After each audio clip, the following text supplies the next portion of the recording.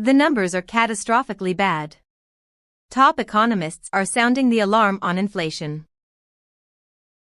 For nearly a year, inflation has been hammering Americans. Every month, when the Consumer Price Index report gets released detailing the trend of consumer prices, they've stayed high or gone higher. Hopes that elevated prices were beginning to settle were dashed Friday morning when the Bureau of Labor Statistics, BLS, released data showing that the CPI, its broad measure for prices of goods and services, reached 8.6% for the month of May. The number represents the highest level of inflation in the U.S. since 1981, and it has top economists starting to get worried, like, really worried. The overall reality for the Fed is that inflation is not under control, Charlie Ripley, a senior investment strategist for Allianz Investment Management, told Fortune. He said he sees Friday's CPI release as proof that the central bank needs to be more aggressive in its approach to inflation and institute greater interest rate hikes throughout this year. The Fed has already increased its baseline interest rate twice this year in an attempt to rein in inflation. The first hike came in March with a 25 basis point hike, its first in 2 years. Another 50 BPS hike came in May. A Bank of America research team led by Aditya Bave wrote on Friday that the market is pricing in another 50 BPS hike, even though the Fed is on course to hike by 25 BPS. In other words, it's pessimistic. The April CPI report showed that inflation had dropped to 8.3% following a previous peak of 8.5% in March, offering a faint glimmer of hope. Friday's report, however, proves that inflation will be a more difficult puzzle to solve, especially as geopolitical events like Russia's invasion of Ukraine continue to impact the global economy in unpredictable ways. The numbers are catastrophically bad for Americans and the policymakers in Washington, says Nancy Tengler, CEO and Chief Investment Officer of Laffer Tengler Investments, a Nashville, Tennessee-based firm, echoing comments she previously made to MarketWatch.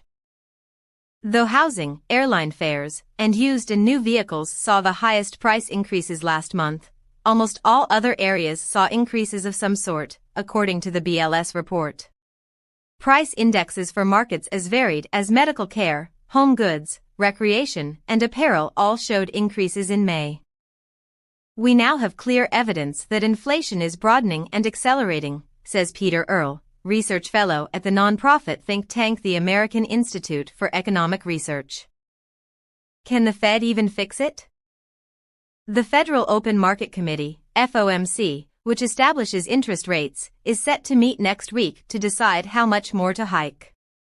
Some experts, however, doubt the efficacy of those hikes at all, and wonder if inflation is already too far gone from the Fed's control. The Fed is bluffing, said Greenlight Capital's David Einhorn at the 2022 Sohn Investment Conference on Thursday. Inflation ain't going away so fast. The Fed doesn't really have the tools to stop the inflation. Continuing to increase interest rates could impact the U.S. Treasury's ability to fund itself, said Einhorn in his remarks at the conference. When the Fed has to choose between fighting the inflation and supporting the Treasury, I think it has to pick the Treasury, he said. As a result, inflation will ultimately end not through action from the Federal Reserve, said Einhorn, but when consumers lose so much buying power that they stop spending altogether. All the work to curtail inflation will have to come from the demand side, he said.